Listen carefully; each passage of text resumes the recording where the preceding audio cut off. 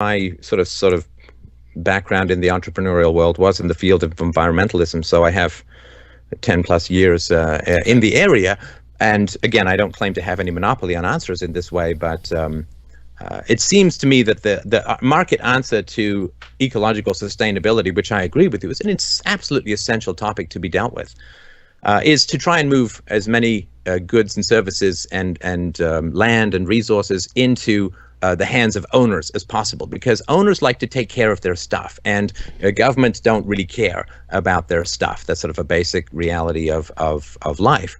And so if you move resources into private hands, then people really care about them getting polluted, and people really care about them getting wasted.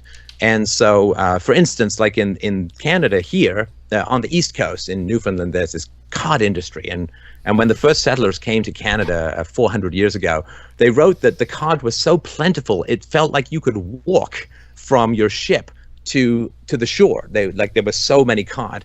And this industry lasted for almost 400 years when there was almost no government interference. Why? Because the fishermen didn't want to deplete the fish stock for next year. So they all had very, very strict controls that were voluntarily put forward. Like if you lived in the village, you couldn't fish more, or people wouldn't want to talk to you or have anything to do with you. And so they managed to, in a non-government environment, they managed to maintain this resource and have it still teeming and plentiful and valuable and useful for like 400 years. And then the government took over the quota system for the fish, and within about 5 to 7 years, the fish were completely gone and have never returned. One of the great resources in the world in terms of helping to feed the people that you and I both desperately want to feed, to keep the price of a very nutritious and healthy food down, was completely destroyed by the government. The government raised the quotas, and the government subsidized the fishermen because they wanted to get votes, and the fishermen said, well, it's not up to us anymore. I'm sure those scientists in the government know what they're doing.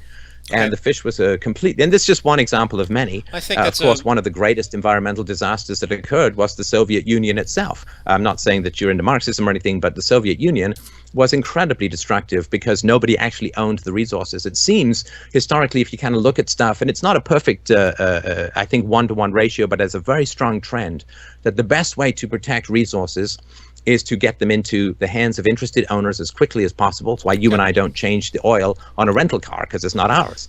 You get resources into the hands of private as soon as possible, and you let the price mechanism raise the prices of things which become scarce, so that people either reduce their use or find alternatives, which of course keeps things from getting depleted to inexorably. So this is very brief, and it's not clinch or anything like that, but those are two things that I would suggest. I'm sorry, go ahead. I think that's a wonderfully ethically oriented anecdotal case that says that maybe people that own things sometimes treat resources very well, but in the structural mechanism of the market, where it's based on resource exploitation, where invariably the earth is looked upon as a source of profit and wealth, because that's exactly what the market mechanism creates. That's the proxy of all industrial behavior. Someone can want to take care of things, but it's an externality, and I think that's a serious problem. When I do examine all of the topsoil water problems, pollution problems, the vast majority of these issues come from private corporations that are basically just exhausting as fast as they can for the sake of their own self-interest. And do they own the resource and the environment which they're exploiting?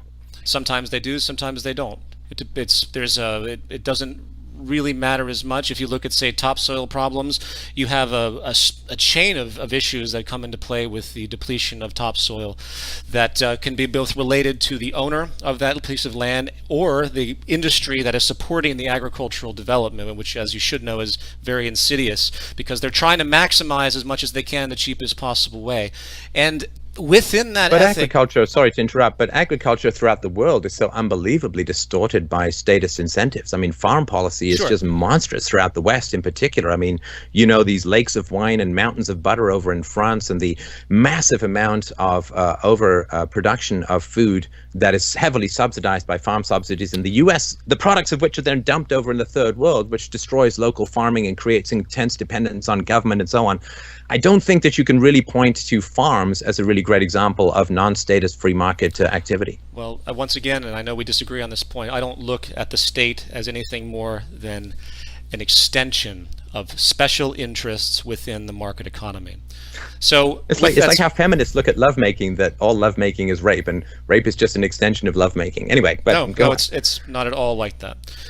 If you don't have a structural incentive built into the process of industrial production and recycling and everything that goes into our industrial system from top to bottom, if you don't have a structural incentive, of maintaining ecological balance in a steady state referent, meaning you have to actually be in accord with everything, dynamic equilibrium. Nothing right now is in dynamic equilibrium on this planet, from rainforest depletion to a whole list of things that I could speak of. If it's not structurally in the system, then it's not going to manifest. And as I said with my first fallacy, you can't expect these moral impositions to persevere in the wake of a system that is basically predicated on the exact opposite incentive system.